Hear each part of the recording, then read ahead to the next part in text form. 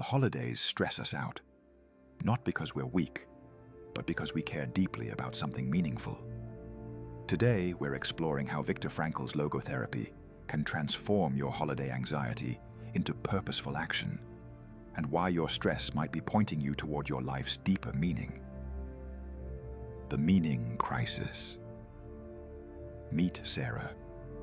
She's dreading Thanksgiving at her aunt's house.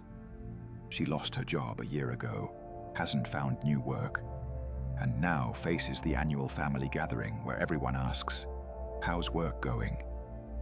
She usually buys the best gifts for her 6 nieces and nephews, but this year she can't afford it. The shame is crushing her.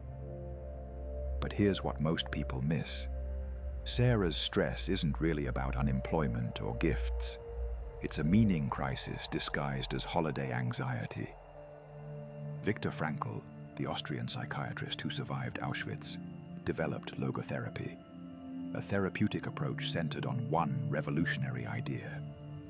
Humans are primarily driven by the search for meaning, not pleasure or power. When we lose our sense of purpose, even minor stresses become unbearable.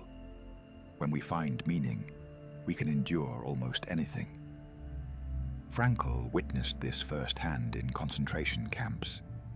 Prisoners who found meaning, whether in reuniting with loved ones, completing important work, or maintaining their dignity, had better survival rates than those who focused solely on avoiding suffering.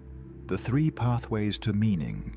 Frankl identified 3 primary ways humans discover meaning, and understanding these pathways transforms how we approach holiday stress.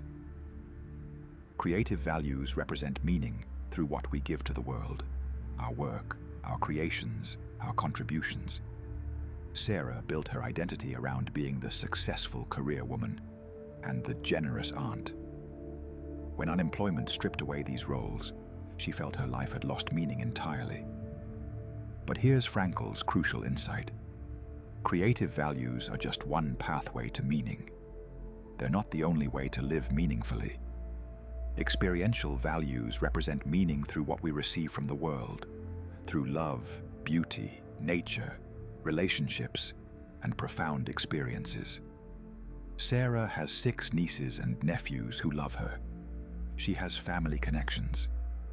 These relationships contain immense meaning, completely independent of her employment status or gift-giving capacity. The 3rd pathway is the most powerful and least understood. Attitudinal values. Attitudinal values, the ultimate freedom. Frankl wrote, "When we are no longer able to change a situation, we are challenged to change ourselves. This is where attitudinal values emerge, the stance we take toward unavoidable suffering. In the concentration camps, Frankl observed that prisoners couldn't choose their circumstances, but they could choose their attitudes. Some became bitter and cruel. Others maintained dignity, shared their last piece of bread, comforted the dying. The external situation was identical. The internal response was radically different. This is perhaps Frankl's greatest contribution to psychology. Even when everything is taken from us, we retain the freedom to choose our attitude toward our circumstances. This freedom is the last human freedom, and it cannot be taken away. Sarah faces unavoidable facts. She's unemployed, she can't afford expensive gifts, and she'll attend a gathering where people will ask uncomfortable questions. She cannot change these circumstances in the next few weeks, but she has complete freedom over her response. The Attitudinal Values pathway asks, how can I face this difficult situation in a way that reflects my deepest values? What stance toward my suffering would make me proud of who I'm becoming? This isn't positive thinking or pretending everything is fine. It's something far more profound. It's discovering that suffering without meaning is despair, but suffering with meaning is endurance, growth, and ultimately triumph. The meaning of this specific suffering. Frankl developed a technique called Socratic dialogue, where he would help patients discover the meaning hidden within their specific life circumstances. Let's apply this to Sarah's situation. Why does holiday stress affect her so deeply? Because family matters to her. Because being a good aunt is core to her identity. Because contributing to others' happiness gives her life purpose. Her anxiety reveals her values. It points toward what she finds meaningful. The unemployment isn't meaningless suffering. It's an opportunity to discover whether her worth depends on external achievement or something deeper. Can she still be a beloved aunt without expensive gifts? Can she contribute meaningfully through presence rather than presence? Frankl observed that humans can endure any how of existence if they have a strong enough why. Sarah's why is clear. She wants to be a positive force in her nieces' and nephews' lives. She wants authentic family connection. She values generosity and love. The question isn't whether she can fulfill these values. The question is how she can fulfill them given her current constraints. This is where logotherapy becomes deeply practical. Instead of asking, "How can I avoid this stressful situation?" Sarah can ask, "What is this situation asking of me? What meaning is available here that I might be missing?" Practical applications. Frankl emphasized that meaning must be discovered, not invented. We don't create meaning arbitrarily. We find the meaning that already exists within our unique situations and relationships. For Sarah, here's how the 3 pathways to meaning transform her holiday stress. Creative values. Reframed. She can't give expensive gifts, but she can create meaningful experiences. She could write personalized letters to each niece and nephew about what she loves about them. She could teach them something valuable, a skill, a recipe, a family story. She could organize a special activity that costs nothing but creates memories. Her unemployment gives her time she didn't have when working. Time to truly connect. Experiential values activated.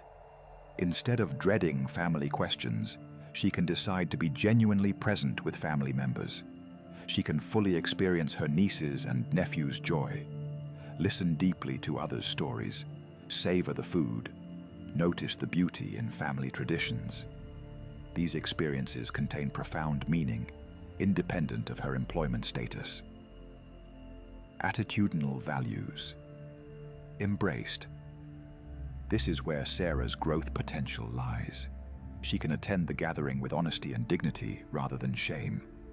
When her aunt asks about work, she can say, "I'm between jobs right now, and it's been challenging. But it's also taught me what really matters, like being here with all of you." This response embodies attitudinal values. She's not pretending everything is perfect, but she's also not collapsing into victimhood. She's meeting her circumstances with authenticity and grace. The paradoxical intention. Frankl developed a therapeutic technique called paradoxical intention that's particularly powerful for anxiety. The technique involves deliberately intending the very thing you fear. Sarah fears being seen as a failure. She fears disappointing her nieces and nephews. She fears judgment and awkward conversations. These fears amplify her stress because she's fighting against possibilities she can't control. Paradoxical intention would have Sarah intentionally embrace these fears, not by making them happen, but by removing their power through acceptance. What if I am seen as unsuccessful right now? What if the conversation is awkward? What if the kids are disappointed? By accepting these possibilities, rather than frantically avoiding them, Sarah discovers they're not catastrophic. They're uncomfortable, yes, but they don't determine her worth or destroy her relationships. Frankl found that when we stop fighting our fears and instead move toward them with acceptance, the anxiety often diminishes significantly. We discover that the anticipatory anxiety is usually worse than the actual experience. The existential vacuum versus meaningful suffering. Frankl coined the term existential vacuum to describe the emptiness people feel when they lack meaning. He argued that much of modern anxiety, depression, and addiction stems not from psychological dysfunction, but from meaninglessness. Sarah's holiday stress intensifies because she's experiencing an existential vacuum. Her primary source of meaning, career achievement and generous gift-giving, has been removed, and she hasn't yet discovered the deeper meanings available to her. But here's the crucial distinction. Meaningful suffering strengthens us. Meaningless suffering depletes us. The same objective circumstance, unemployment, financial stress, social awkwardness, can either be crushing or growth-producing, depending on whether we find meaning within it. This doesn't minimize suffering or suggest everything happens for a reason. Frankl was clear. Suffering itself is not necessary for meaning. But when suffering is unavoidable, finding meaning within it transforms the experience entirely. The ultimate lesson. Viktor Frankl's central message is this: life never ceases to have meaning, even in the darkest circumstances. We always face what he called the meaning of the moment, a unique opportunity available only to us in our specific situation, right now. For Sarah, the meaning of this moment isn't proving her worth through career success or expensive gifts. It's discovering whether her relationships can deepen through authenticity. It's learning whether she can contribute meaningfully through her presence, rather than giving presents. It's finding out if she can maintain her dignity while being vulnerable. These lessons are only available through this difficult season. This is the meaning hidden within her holiday stress. The holidays stress us out because they confront us with our values, our relationships, and our sense of purpose all at once. That stress is information. It tells us what matters. The question is whether we'll listen to what it's revealing and discover the meaning that's waiting to be found. As Frankl wrote, what man actually needs is not a tensionless state, but rather the striving and struggling for a worthwhile goal, a freely chosen task. Your holiday stress might just be pointing you toward your next worthwhile goal, the task of living meaningfully, regardless of your circumstances. That's the ultimate freedom, and no one can take it away from you. Like, subscribe, and share.